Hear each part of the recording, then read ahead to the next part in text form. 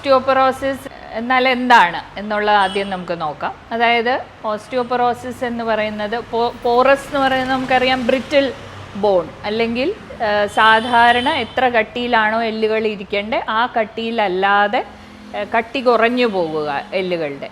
അപ്പോൾ ഈ ഓസ്റ്റിയോപൊറോസിസ് നമ്മൾ സാധാരണയായിട്ട് ഒരു സ്ത്രീകളുടെ രോഗമായിട്ടാണ് കാണാറ്. അതിൽ ചെറിയ വാസ്തവമുണ്ട് താനും. അത് എങ്ങനെയാണെന്ന് വെച്ചാൽ, ഇപ്പോൾ ഒരു 100 സ്ത്രീകളെ എടുത്താൽ അതിൽ 50 സ്ത്രീകൾക്ക് പ്രത്യേകിച്ച് ആർത്തവവിരാമത്തിന് ശേഷം ഓസ്റ്റിയോപൊറോസിസ് ഉണ്ടാകാനുള്ള സാധ്യതയുണ്ട്. അത് 65 വയസ്സ് കഴിഞ്ഞാൽ കൂടുതൽ ഈ സാധ്യത വളരെ കൂടുന്നു. എന്നാൽ പുരുഷന്മാരിൽ 100 പേരെടുത്താൽ അവരിൽ 20 പേർക്കാണ് സിവിയർ ഓസ്റ്റിയോപൊറോസിസിനുള്ള സാധ്യത. നമുക്കറിയാം, ഇപ്പോൾ ഓസ്റ്റിയോപൊറോസിസ് എന്ന് പറയുന്നത് സാധാരണഗതിയിൽ വരുന്ന ഒരു പ്രക്രിയയാണ്. ഒരാൾക്ക് പ്രായമാവുന്നു, മുടി നരയ്ക്കുന്നു, അല്ലെങ്കിൽ കണ്ണുകൾക്ക് തിമിരമുണ്ടാകുന്നു ഒക്കെ പറഞ്ഞതുപോലെ തന്നെ വരുന്ന ഗ്രാജുവലി വരുന്ന ഒരു പ്രക്രിയയാണ്. പക്ഷേ അതൊരു രോഗാവസ്ഥയിലേക്ക് എത്തുമ്പോഴാണ് നമ്മളതിനെ ഓസ്റ്റിയോപൊറോസിസ് എന്ന് പറയുക. ഓസ്റ്റിയോപൊറോസിസ് എല്ലാവർക്കും ഉണ്ടാകുമോ എന്നുള്ളതാണ് ചോദ്യം. അപ്പോൾ എല്ലാവർക്കും ഒരു പരിധി വരെ എല്ലുകൾക്ക് ബലക്ഷയം ഉണ്ടാവാറുണ്ട്. അതായത് ഏകദേശം നമ്മൾ 30 വയസ്സ് കാലം വരെയാണ് നമ്മുടെ എല്ലുകളിൽ നല്ല രീതിയിൽ കാൽസ്യം ഡെപ്പോസിറ്റ് ആവുന്നത്. അപ്പോൾ അത് അത്രയും കാലമാണ് നമ്മുടെ എല്ലുകൾ ബലപ്പെടുന്നത്. അപ്പോൾ ഈ എല്ലുകൾ ബലപ്പെടുന്ന കാലത്താണ് നമ്മൾ നല്ല ആരോഗ്യകരമായ ഭക്ഷണശൈലി ഉണ്ടാകണം, ആവശ്യത്തിനുള്ള വ്യായാമം ഉണ്ടാകണം, വൈറ്റമിൻ ഡിയുടെ കുറവുണ്ടെങ്കിൽ അത് പരിഹരിക്കപ്പെടണം. ഇതൊക്കെ ആണെങ്കിലാണ് നമുക്ക് 30 വയസ്സിനോടകം ഒരു ഒപ്റ്റിമം ബോൺ മാസ്, അല്ലെങ്കിൽ കൃത്യമായി എല്ലുകൾക്ക് എത്ര ശക്തി വരണോ ബലം വരണോ അത്രയും വരുന്നത്. അതിനുശേഷം പിന്നെ പതുക്കെ എല്ലിൽ നിന്ന് കാൽസ്യം ഒലിച്ച് പോകുന്ന ഒരു അവസ്ഥയാണ് വരുന്നത്. അത് കാലക്രമേണ എല്ലാവർക്കും തന്നെ വരുന്നതാണ്. നമ്മൾ ഓസ്റ്റിയോപീനിയ എന്ന് പറയും. പക്ഷേ ഒരു രോഗാവസ്ഥയിലേക്ക് കടക്കുന്ന രീതിയിൽ, അല്ലെങ്കിൽ ഫ്രാക്ചേഴ്സിന്, ഒടിവുകൾക്ക് സാധ്യത കൂടുന്ന അവസ്ഥയിലാണ് നമ്മൾ ഓസ്റ്റിയോപൊറോസിസ് എന്ന് പറയുക. അപ്പോൾ ഓസ്റ്റിയോപൊറോസിസ് എല്ലാവർക്കും വരുമോ എന്ന് പറഞ്ഞാൽ, ഒരു രോഗാവസ്ഥയിലേക്ക് കടക്കുന്ന എല്ലിൻ്റെ ബലക്കുറവ് ചിലർക്കേ വരാറുള്ളൂ. എന്നാൽ പൊതുവേ ഉള്ള ബലക്ഷയം അല്ലെങ്കിൽ കാൽസ്യം ഡെപ്പോസിഷൻ എല്ലുകളിൽ നിന്ന് കുറയുക എന്നുള്ളത് എല്ലാവർക്കും തന്നെ വരുന്ന ഒരു പ്രക്രിയയാണ്. ഓസ്റ്റിയോപൊറോസിസിൻ്റെ പ്രാധാന്യം എന്താണെന്നുള്ളതാണ് ചോദ്യം. അല്ലെങ്കിൽ എങ്ങനെയാണ് അത് നമ്മുടെ ദൈനംദിന ജീവിതത്തിനെ ബാധിക്കുന്നത്. അപ്പോൾ നമ്മൾ എടുക്കുകയാണെങ്കിൽ ഏറ്റവും പ്രധാനമായിട്ടുള്ള ഒരു കാര്യം എന്ന് പറയുന്നത് ഫ്രാക്ചർ റിസ്ക് ആണ്. നമ്മളെപ്പോഴും കേൾക്കാറുണ്ട്, പ്രായമായ ഒരാളിൽ അവർ വീണു, അല്ലെങ്കിൽ ഇടുപ്പെല്ലൊടിഞ്ഞു, അത് കഴിഞ്ഞ് കിടപ്പിലായി, പിന്നെ അങ്ങ് മരിച്ചു. ഇതൊരു വളരെ സാധാരണയായിട്ട് കേൾക്കാറുള്ള കഥയാണ്, അല്ലേ? അപ്പോൾ ഈ ഫ്രാക്ചർ റിസ്ക് ആണ് ഈ ഓസ്റ്റിയോപൊറോസിസിനെ സംബന്ധിച്ച് ഏറ്റവും വലിയ ഒരു പ്രശ്നം. അപ്പോൾ നമ്മൾ അത് തന്നെ ഒരു ട്രിവിയൽ ട്രോമ, അതായത് നിസ്സാരമായിട്ടുള്ള ഒരു അത്രത്തോളം ഒരു വീണിപ്പോൾ ഒരു കാർ ആക്സിഡൻറ്റിൽ നമുക്ക് നല്ലൊരു നട്ടെല്ലിന് ഫ്രാക്ചർ ഉണ്ടായി എന്ന് പറഞ്ഞാൽ അത് നമുക്ക് വിശ്വസിക്കാം, അല്ലെങ്കിൽ അത് സംഭവിക്കാവുന്ന ഒരു കാര്യമാണ്. പക്ഷേ അതല്ലാതെ ഒരു സാധനം എടുക്കാൻ ഞാനൊന്ന് കുനിഞ്ഞിട്ട് നിവർന്നപ്പോൾ ഒരു കിടുക്കോന്നൊരു ശബ്ദം കേട്ടു, അതോടെ ഒരു നട്ടെല്ലിൻ്റെ ഒരു കശേരു പൊട്ടിപ്പോയി എന്ന് പറയുന്ന അതിലൊരു അസ്വാഭാവികതയുണ്ട്. അപ്പോൾ ഈ അസ്വാഭാവികമായിട്ട് വളരെ നിസ്സാരമായിട്ടുള്ള ഇതിൽ മൂവ്മെൻറ്റ്സിൽ പോലും ഒരു എല്ലൊടിയുക എന്ന് പറയുന്നതാണ് ഓസ്റ്റിയോപൊറോസിസിൻ്റെ ഒരു പ്രധാന ലക്ഷണം. അല്ലെങ്കിൽ ഒരു ഓട്ടോറിക്ഷയിൽ നമ്മൾ പോകുന്ന നമ്മുടെ റോഡുകളുടെ കഥ നമ്മൾ പറയാതെ തന്നെ എല്ലാവർക്കും അറിയാം. അപ്പോൾ ഓട്ടോറിക്ഷ ഒന്ന് കുടുങ്ങിയാൽ ചിലപ്പോൾ ഒരു നട്ടെല്ലിൻ്റെ ഒരു കശേരു പൊട്ടിപ്പോകാം. അതുപോലെ തന്നെ ഒന്ന് താഴേക്ക് വീഴാൻ, ഇപ്പം പ്രായമായവരിൽ നമുക്കറിയാം, പ്രായക്കുറവുള്ളവരിൽ അവർ വീഴുമ്പോൾ പെട്ടെന്ന് അവരൊരു കൈ ഊന്നി കൈ കൊണ്ട് ആ വീഴൽ ഒന്ന് തടുത്തു എന്നിരിക്കാം. അപ്പോൾ വരുന്നത് റിസ്റ്റ് ഫ്രാക്ചർ ആയിരിക്കും. ഈ റിസ്റ്റ് ഫ്രാക്ചർ പോലും ഒരു 50 വയസ്സായ 45 വയസ്സായ സ്ത്രീക്ക് ഉണ്ടാവുകയാണെങ്കിൽ അത് ഒരു 10-20 വർഷത്തിന് ശേഷം വരാവുന്ന ഒരു സീരിയസ് ഫ്രാക്ചറിൻ്റെ ഒരു മുൻ സൂചനയായിട്ട് നമുക്ക് എടുക്കാൻ സാധിക്കും. അപ്പോൾ ഇത്തരത്തിലുള്ള ഫ്രാക്ചേഴ്സാണ് നമ്മുടെ പ്രശ്നം. അതിനകത്ത് മെയിൻ ആയിട്ട് എടുത്തു പറയേണ്ടത് ഈ 3 ഫ്രാക്ചേഴ്സാണ്. കുറച്ചുകൂടെ ചെറുപ്പക്കാരിൽ ചിലപ്പോൾ റിസ്റ്റ് ട്രോമ ആയിരിക്കും, ഈ കൈയുടെ ഈ ഭാഗത്തെ പൊട്ടലുകളായിരിക്കും. പിന്നെ നട്ടെല്ലിൻ്റെ കശേരുക്കൾക്ക് അത് ഞണുങ്ങി പോവുക, ഹൈറ്റ് കുറയുക എന്നുള്ളതായിരിക്കാം. പിന്നെ അതിന് ശേഷമുള്ളത് ഇടിപ്പെല്ലിൻ്റെ പൊട്ടൽ. അപ്പോൾ പ്രായമാവുന്ന ആൾക്കാർ ചിലപ്പോൾ അവർക്ക് ആ വീഴ്ച കൈകൊണ്ട് തടയാൻ സാധിച്ചു എന്ന് വരില്ല. അപ്പോൾ ബാത്റൂമിലുള്ള വീഴ്ചകൾ ഒക്കെ വരുന്നത് അതിൻ്റെ മുഴുവൻ ഇമ്പാക്റ്റ് ഒന്നെങ്കിൽ നട്ടെല്ലിലോ അല്ലെങ്കിൽ ഇടിപ്പെല്ലിലോ ആണ് വരിക. അപ്പോൾ ഈ ഫ്രാക്ചേഴ്സ് ആയിരിക്കും കുറച്ചുകൂടെ പ്രായം കൂടിയവരിലുണ്ടാകുക. ഓസ്റ്റിയോപൊറോസിസ് എന്നുള്ളത് ഒരു ലക്ഷണമുള്ള രോഗമാണോ എന്ന് ചോദിച്ചാൽ ഇത് തന്നെയാണ് പ്രധാന ലക്ഷണം, ഫ്രാക്ചേഴ്സ്. പക്ഷേ ഇത് ഇല്ലാതെ തന്നെ നമുക്കറിയാം ശരിക്കും പ്രായം കൂടുമ്പോൾ ഒരു 2-3 ഇഞ്ച് ഹൈറ്റ് കുറയുന്നു, പിന്നെ ചെറിയ കൂന് വരുന്നു, ചിലപ്പോൾ ശക്തമായ വേദന വന്നില്ല എന്ന് തന്നെ ഇരിക്കും. നമുക്ക് വളരെ അതിശയകരമായിട്ട് തോന്നാറുണ്ട്, അതിന് സയൻറ്റിഫിക്കായിട്ടൊരു കാരണമില്ലതാനും. ചിലരിൽ ഈ പറഞ്ഞതുപോലെ നട്ടെല്ലിൻ്റെ കശേരുക്കൾക്ക് ഒരു പൊട്ടലുണ്ടാവുമ്പോൾ വളരെ തീവ്രമായ വേദന ഉണ്ടാവാറുണ്ട്, അസഹ്യമായിട്ടുള്ള വേദന.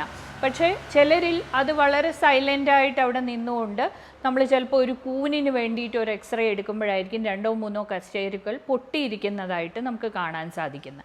അപ്പോൾ ഇത്തരത്തിൽ ലക്ഷണങ്ങൾ വളരെ വേരി ചെയ്യും. ഒരാളിൽ വരുന്നത് പോലെ ആയിരിക്കില്ല അടുത്ത ആളിൽ വരുന്നത്.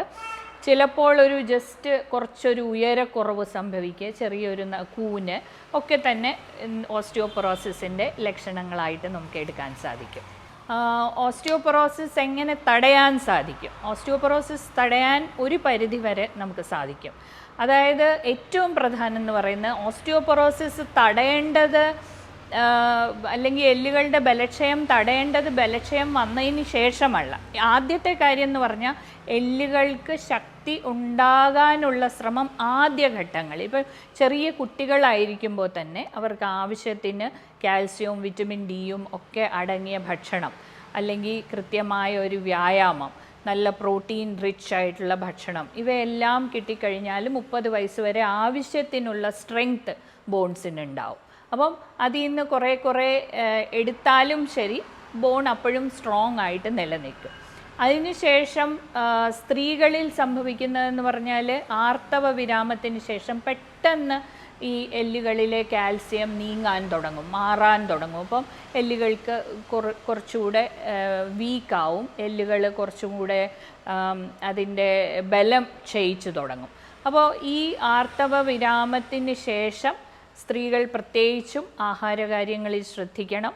കാൽസ്യത്തിൻ്റെ ഉപയോഗത്തിലേക്ക് വരാൻ കാരണം അതിൽ ഒരുപാട് സംശയങ്ങൾ എല്ലാവർക്കും ഉള്ള ഒരു കാര്യമാണ്. അതിനുശേഷം നമുക്കുള്ളത് ചില മരുന്നുകൾ മറ്റ് ചില ആവശ്യങ്ങൾക്ക്, ആസ്മയ്ക്ക് ഉപയോഗിക്കുന്ന അല്ലെങ്കിൽ സന്ധിവാതത്തിനൊക്കെ ഉപയോഗിക്കുന്ന സ്റ്റീറോയിഡ് വകുപ്പിൽ പെട്ട മരുന്നുകൾ, ഇവയെല്ലാം, പിന്നെ അതുപോലെ തന്നെ ആമവാദം പോലത്തെ വാദത്തിൻ്റെ വകഭേദങ്ങൾ, ഇവയെല്ലാം ഓസ്റ്റിയോപൊറോസിസിൻ്റെ തീവ്രത കൂട്ടുന്ന കാരണങ്ങളാണ്. പക്ഷേ ഒരു 50 വയസ്സല്ലേ 45 വയസ്സുള്ള ഒരു സ്ത്രീക്ക് അല്ലെ പുരുഷന് ഒരു റിസ്റ്റ് ഫ്രാക്ചർ ഉണ്ടായാൽ തീർച്ചയായിട്ടും ഇവരുടെ പരിശോധനകൾ അടിക്കടി നടത്തി ഇവരുടെ ഓസ്റ്റിയോപൊറോസിസ് തീവ്രമാവുന്നുണ്ടോ എന്ന് നമ്മൾ നോക്കേണ്ടത് അത്യാവശ്യമാണ്. ഇനി നമുക്ക് ഓസ്റ്റിയോപൊറോസിസിൻ്റെ പരിശോധനകൾ എന്തൊക്കെയാണ്, ഇത് കണ്ടുപിടിക്കാനുള്ള പരിശോധനകൾ എന്തൊക്കെയാണെന്ന് നമുക്ക് നോക്കാം. ഒന്ന്, സാധാരണ എക്സ്റേസിൽ തന്നെ പ്രായമായവരുടെ എക്സ്റേസിൽ ഇങ്ങനെ 2-3 കശേരുക്കൾക്ക് കാര്യമായ വീഴ്ചയോ തട്ടലോ മുട്ടലോ ഒന്നും ഉണ്ടാകാതെ വന്നിട്ടുള്ള ഫ്രാക്ചേഴ്സ് ഉണ്ടെങ്കിൽ നമ്മളത് സംശയിക്കേണ്ടതാണ്. അതുപോലെ വളരെ ചെറിയ വീഴ്ചകളിൽ തന്നെ എല്ലുകൾ ഒടിഞ്ഞ ചരിത്രം, മുമ്പത്തെ ചരിത്രം, അത് നമ്മൾ പരിശോധിക്കേണ്ടതുണ്ട്. അതിനോടൊപ്പം തന്നെ ഏറ്റവും പ്രധാനമായിട്ട് നമ്മൾ എടുക്കുന്ന ടെസ്റ്റ് എന്ന് പറഞ്ഞാൽ ഡെക്സാ സ്കാൻ എന്ന് പറയുന്ന പരിശോധനയാണ്. അതിന് ഒരുപാട് പോരായ്മകളുണ്ട്, എങ്കിൽ തന്നെയും നമുക്ക് വളരെ സിമ്പിളായിട്ട് ഒരു പോപ്പുലേഷനിൽ അല്ലെ കുറച്ചധികം ആൾക്കാരെടുക്കുകയാണെങ്കിൽ അവരിൽ ഒരു സ്ക്രീനിങ് ടെസ്റ്റായിട്ട് ഉപയോഗിക്കാവുന്ന ഒരു പരിശോധനയാണ്. അത് -2.5 എന്ന് പറയുന്നതാണ് നമ്മളൊരു ഓസ്റ്റിയോപൊറോസിസിൻ്റെ കട്ട് ഓഫ് എന്ന് വെക്കുന്നത്. അത് ജസ്റ്റ് ഞാൻ പറഞ്ഞു എന്നേ ഉള്ളൂ, അതിൻ്റെ വിശദാംശങ്ങളിലേക്ക് നമ്മൾ പോകുന്നില്ല. പക്ഷേ ഈ ഡെക്സാ സ്കാൻ വഴി നമ്മൾ ഓസ്റ്റിയോപൊറോസിസ് ഉള്ളതായിട്ട് കണ്ടുപിടിച്ചാൽ അതിന് തീർച്ചയായിട്ടും ശാസ്ത്രീയമായിട്ടുള്ള മരുന്ന് രൂപത്തിലുള്ള ചികിത്സകൾ ചെയ്യേണ്ടതുണ്ട്. അപ്പോൾ ഇനി ഡെക്സാ സ്കാൻ ആർക്കൊക്കെ ചെയ്യാം, ആർക്കൊക്കെ ചെയ്യണം എന്നുള്ളതാണ് അടുത്ത ചോദ്യം. അപ്പോൾ നമ്മൾ അഥവാ ഒരു 65 വയസ്സ് കഴിഞ്ഞ് സ്ത്രീ പുരുഷന്മാരെ എടുക്കുകയാണെങ്കിൽ എല്ലാവർക്കും തന്നെ ഒരു സ്ക്രീനിങ് ടെസ്റ്റായിട്ട് ചെയ്യുന്നത് നല്ലതാണ്. പിന്നെ ഞാൻ മുൻപ് പറഞ്ഞതുപോലെ ഈ എക്സ്റേയിൽ എന്തെങ്കിലും ഇതുപോലെ നട്ടെല്ലിൻ്റെ പ്രശ്നങ്ങൾ കാണുന്നവർക്കോ അല്ലെങ്കിൽ പിന്നെ നേരത്തെ ഇതുപോലെ റിസ്റ്റിൻ്റെ ഒടിവ് ഉണ്ടായിട്ടുള്ളവർ, ഫാമിലി ഹിസ്റ്ററി, മുമ്പ് പാരമ്പര്യമായി വീട്ടിൽ ഇതുപോലെ ഇടിപ്പെല്ലിന് പൊട്ടൽ സംഭവിച്ചിട്ടുണ്ട്, അങ്ങനെയൊക്കെ ഉണ്ടെങ്കിൽ കൂടെ നമ്മൾ ഈ പരിശോധന ഒന്ന് ചെയ്തു നോക്കുന്നത് നല്ലതാണ്. അടുത്തതായിട്ട് എല്ലാവർക്കുമുള്ള ഒരു സംശയമാണ് കാൽസ്യം വൈറ്റമിൻ ഡി എത്ര ഉപയോഗിക്കാം, കാൽസ്യം ഒരുപാട് കഴിച്ചാൽ മൂത്രത്തിൽ കല്ല് വരുമോ, ഇത്തരത്തിലുള്ള സംശയങ്ങൾ എല്ലാവർക്കുമുണ്ട്. ഇപ്പോൾ കാൽസ്യത്തിൻ്റെ ഒരു ആവശ്യകത എടുക്കുകയാണെങ്കിൽ സാധാരണ ഒരു നമ്മൾ മുമ്പ് പറഞ്ഞു സ്ത്രീകൾക്കാണ് ഓസ്റ്റിയോപൊറോസിസ് എന്ന് പറഞ്ഞ രോഗം കൂടുതലായി ബാധിക്കുന്നത്. 100-50 സ്ത്രീകൾക്കും 100-20 പുരുഷന്മാർക്കുമാണ് ഓസ്റ്റിയോപൊറോസിസ് ബാധിക്കുന്നത്. അപ്പോൾ അതുകൊണ്ടാണ് നമ്മളൊരു സ്ത്രീകളുടെ രോഗം പോലെയാണ് അത് കണക്കാക്കുന്നത്, എന്ന് വെച്ച് പുരുഷന് വരില്ല എന്നില്ല. അപ്പോൾ നമ്മൾ ആഹാരം എടുക്കുകയാണെങ്കിൽ ഒരു കാൽഷ്യം സപ്ലിമെൻറ്റ് 1000 മുതൽ 1200-300 മില്ലിഗ്രാം വരെ കാൽസ്യമാണ് ഉള്ളിൽ ചെല്ലേണ്ടത്. അപ്പോൾ എല്ലാവരും പറയാറുണ്ട് ചിലപ്പോൾ ഞാൻ പാല് കുടിക്കുന്നുണ്ട്, ഞാൻ തൈര് കഴിക്കുന്നുണ്ട്, അപ്പോൾ എനിക്കിനി കാൽസ്യം കഴിക്കേണ്ട ആവശ്യമുണ്ടോ? നമ്മളൊരു സാധാരണ ഒരു 250 മില്ലി അല്ലെങ്കിൽ 300 മില്ലി പാലെടുക്കുകയാണെങ്കിൽ അതിൽ 300 ഗ്രാം കാൽസ്യമാണ് ഉള്ളത്. അപ്പോൾ അത്തരത്തിലൊരു 4-5 ഗ്ലാസ് പാല് കുടിക്കുക എന്ന് പറഞ്ഞാൽ വളരെ ബുദ്ധിമുട്ടുള്ള എല്ലാവരെയും കൊണ്ട് സാധിക്കുന്ന ഒരു കാര്യമല്ല. അപ്പോൾ അതുകൊണ്ട് പലപ്പോഴും നമുക്ക് കാൽസ്യം സപ്ലിമെൻ്റ് ആയിട്ട് കൊടുക്കേണ്ടി വരാറുണ്ട്. ഒരു സമയത്ത് 500 മില്ലിഗ്രാമിൽ കൂടുതൽ കാൽസ്യം കഴിച്ചുകൊണ്ട് പ്രയോജനമില്ല. അതുകൊണ്ട് അതിൽ കൂടുതൽ കൊടുക്കുന്നെങ്കിൽ 2 കൊടുക്കണം. അതുപോലെ കാൽസ്യം നല്ലതുപോലെ വിനിയോഗിക്കാൻ അത്യാവശ്യമായിട്ടുള്ള ഒരു ഹോർമോണാണ്, ഒരു ഘടകമാണ് വൈറ്റമിൻ ഡി എന്ന് പറയുന്നത്. വൈറ്റമിൻ ഡി എല്ലാവർക്കും അറിയാം വെയിലിൽ നിന്ന് അല്ലെ സൂര്യപ്രകാശത്തിൽ നിന്നാണ് കിട്ടുന്നതെന്നുള്ള പരക്കെയുള്ള അറിവാണ്. സൺഷൈൻ വൈറ്റമിൻ എന്നാണ് നമ്മൾ പറയുന്നത്. പക്ഷേ ഏത് സൂര്യപ്രകാശം എന്നുള്ളത് നമ്മൾ വീണ്ടും നോക്കണം. അതായത് നമ്മൾ രാവിലെ 10 മണി മുതൽ 1 മണി വരെയുള്ള സൂര്യപ്രകാശത്തിലാണ് നമുക്ക് ധാരാളമായി വൈറ്റമിൻ ഡി ലഭിക്കുന്നത്. പക്ഷേ ഈ സൂര്യപ്രകാശം നട്ടുച്ച വെയിലത്ത് 12 മണിക്കത്തെ സൂര്യപ്രകാശം കൊള്ളുക എന്ന് പറഞ്ഞാൽ അതിന് മറ്റുള്ള റിസ്കുകൾ ഉള്ളതുകൊണ്ട് പിന്നെ മറ്റ് ആഹാരത്തിലെ പല ഘടകങ്ങളിൽ നിന്നും നമുക്ക് ഒരു ഘടകങ്ങളിൽ നിന്നും എഗ് യോക്ക്, മുട്ടയുടെ മഞ്ഞക്കരു എന്നുള്ള ഒരു ഘടകം ഒഴിച്ചാൽ ഒരുപാട് സാധനങ്ങളിലൊന്നും ആഹാര സാധനങ്ങളിലൊന്നും വൈറ്റമിൻ ഡി ഇല്ല. അതുകൊണ്ട് പലപ്പോഴും നമുക്ക് വൈറ്റമിൻ ഡി സപ്ലിമെൻറ്റ് ചെയ്യേണ്ടി വരാറുണ്ട്.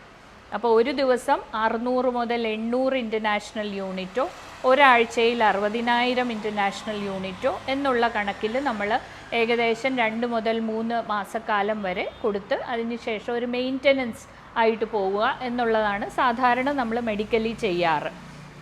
അപ്പോൾ അല്പം വെയിൽ കൊള്ളുന്നതിന് തെറ്റില്ല എങ്കിലും നമുക്ക് ഒരു ഓസ്റ്റിയോപൊറോസിസ് ചികിത്സിക്കത്തക്ക വിധത്തിലുള്ള വൈറ്റമിൻ ഡി നമുക്ക് ആ സൂര്യപ്രകാശത്തിൽ നിന്നും കിട്ടി എന്ന് വരില്ല. ഇനി ഓസ്റ്റിയോപൊറോസിസിന് മരുന്നുകളുണ്ടോ? ഓസ്റ്റിയോപൊറോസിസിന് മരുന്നുകളുണ്ട്. 2 തരത്തിലുള്ള മരുന്നുകളുണ്ട്. ഒന്ന് ബോൺസിൽ നിന്ന് കാൽഷ്യം കൂടുതൽ മാറിപ്പോകാതിരിക്കാൻ അല്ലെ ബോൺസിൽ നിന്ന് കാൽസ്യം ചോർന്നു പോകാതിരിക്കാനുള്ള ഒരു കൂട്ടം മരുന്നുകളും പിന്നെ എല്ലുകളിൽ കൂടുതലായിട്ട് കാൽസ്യം അടിയാൻ അല്ലെങ്കിൽ ഡിപ്പോസിറ്റ് ആവാൻ ഉള്ള മരുന്നുകളും. ഈ 2 വകഭേദങ്ങളിലും മരുന്നുകളുണ്ട്. അത് എല്ലായ്പ്പോഴും ചോദിക്കാറുണ്ട് ഇതിന് സൈഡ് ഇഫക്ട്സ് ഉണ്ടോ? എല്ലാ മരുന്നുകൾക്കും ചെറിയ ചെറിയ പാർശ്വഫലങ്ങളുണ്ട്. പക്ഷേ ഇന്നും ഈ ഓസ്റ്റിയോപൊറോസിസ് കൊണ്ടുള്ള പാർശ്വഫലങ്ങളും മരുന്നുകളുടെ പാർശ്വഫലങ്ങളും കൂടെ നമ്മൾ തുലന ചെയ്ത് നോക്കുകയാണെങ്കിൽ തീർച്ചയായിട്ടും ഓസ്റ്റിയോപൊറോസിസ് കൊണ്ടുള്ള പ്രശ്നങ്ങൾ വളരെ തീവ്രമാണ്. കാരണം നമ്മൾ പലപ്പോഴും കാണാറുണ്ട് ഈ ഒരു ഇടിപ്പെല്ല് ഒടിഞ്ഞ് കിടക്കുന്നതായിരിക്കും സാമാന്യം ആരോഗ്യമായിട്ട് പൊയ്ക്കൊണ്ടിരുന്ന ഒരാളിൻ്റെ ഒരു അവസാന ഈവൻ്റായിട്ട് വരുന്നത്. അപ്പോൾ പലപ്പോഴും അതിൽ നിന്ന് പിന്നെ ഒരുപാട് പ്രശ്നങ്ങൾ, ഹൃദ്രോഗം വരും, അങ്ങനെയൊക്കെ വന്ന് അവസാനം അത് തന്നെ ഒരു മരണകാരണമായിട്ട് വരാറുണ്ട്. അപ്പോൾ തീർച്ചയായിട്ടും തടയേണ്ട ഒന്നാണ്. ഒന്ന്, ആരോഗ്യകരമായിട്ടുള്ള ഭക്ഷണശൈലി, ആദ്യകാലങ്ങളിൽ ആവശ്യത്തിനുള്ള വ്യായാമം, ഇതെല്ലാം പ്രത്യേകിച്ച് സ്ത്രീകൾ ശ്രദ്ധിക്കേണ്ടതാണ്. ആർത്തവ വിരാമത്തിന് ശേഷം ആവശ്യത്തിനുള്ള കാൽസ്യം ഡെപ്പോസിഷൻ, ചില ഘട്ടങ്ങളിൽ ആവശ്യമുണ്ടെങ്കിൽ ഹോർമോൺ റീപ്ലേസ്മെൻറ്റ്സ്, ഇവയെല്ലാം ചെയ്യേണ്ടതും അത്യാവശ്യമാണ്. ഇതിനോടൊപ്പം തന്നെ എനിക്ക് എടുത്തു പറയാനുള്ള ഒരു കാര്യം എന്ന് പറഞ്ഞാൽ വീഴ്ചകൾ തടയുക. അതിലേക്ക് പലപ്പോഴും നമ്മൾ ശ്രദ്ധിക്കാറില്ല. ഓസ്റ്റിയോപൊറോസിസ് അല്ലെ അതിൻ്റെ മരുന്നുകൾ, അത് മാത്രമല്ല, നമ്മൾ ഒരു വീഴ്ച ഉണ്ടാകാതെ നോക്കുക. വീട്ടിലെ ഫർണിച്ചറുകളായാലും അതിൻ്റെ കാര്യങ്ങളായാലും ഒക്കെ പ്രായാധിക്യമുള്ള ആൾക്കാരുണ്ടെങ്കിൽ നമ്മൾ ക്രമീകരിക്കേണ്ടത് ഒരു വീഴ്ച ഉണ്ടാകാത്ത രീതിയിലാണ്. ഒരുപാട് മിനുസമുള്ള ടൈലുകൾ, ബാത്റൂംസ് കുറേ കൂടെ നമ്മൾ സേഫ് ആക്കുക. അതുപോലെ ഉറങ്ങാനുള്ള മരുന്നുകൾ കഴിക്കുന്നുണ്ടെങ്കിൽ ആദ്യം കുറച്ച് ദിവസങ്ങളിൽ ഇവർ രാത്രിയിൽ പ്രായമായവർ എഴുന്നേൽക്കുമ്പോൾ നമ്മുടെ ഒരു സൂപ്പർവിഷൻ, നമ്മുടെ ഒരു മേൽനോട്ടം ഉണ്ടാവുക. ഇത്തരം കാര്യങ്ങളും കൂടെ നമ്മൾ ശ്രദ്ധിച്ചാൽ വീഴ്ചകളും നമുക്ക് തടയാൻ സാധിക്കും. അപ്പോൾ തീർച്ചയായിട്ടും ഓസ്റ്റിയോപൊറോസിസ് എന്ന് പറയുന്നത് ഒരു ക്വാളിറ്റി ഓഫ് ലൈഫ്, അല്ലെ ജീവിതത്തിൻ്റെ ഒരു ഒഴുക്ക് തന്നെ തടസ്സപ്പെടുത്തുന്ന ഒരു രോഗമാണ്, രോഗാവസ്ഥയാണ്. അപ്പോൾ ഈ രോഗാവസ്ഥയിലേക്ക് കാലക്രമേണ പ്രായം കൊണ്ട് വരുന്ന മാറ്റങ്ങൾ നമുക്ക് തടയാൻ സാധിക്കില്ല, അനിവാര്യമാണ്. പക്ഷേ ഒരു രോഗാവസ്ഥയിലേക്ക് എല്ലുകളുടെ ബലക്ഷയം കടക്കുന്നുണ്ടെങ്കിൽ അതിനുള്ള പരിഹാര മാർഗങ്ങളുണ്ട് എന്ന് മാത്രമാണ് ഞാൻ ഈ അവസരത്തിൽ പറയാൻ ആഗ്രഹിക്കുന്നത്.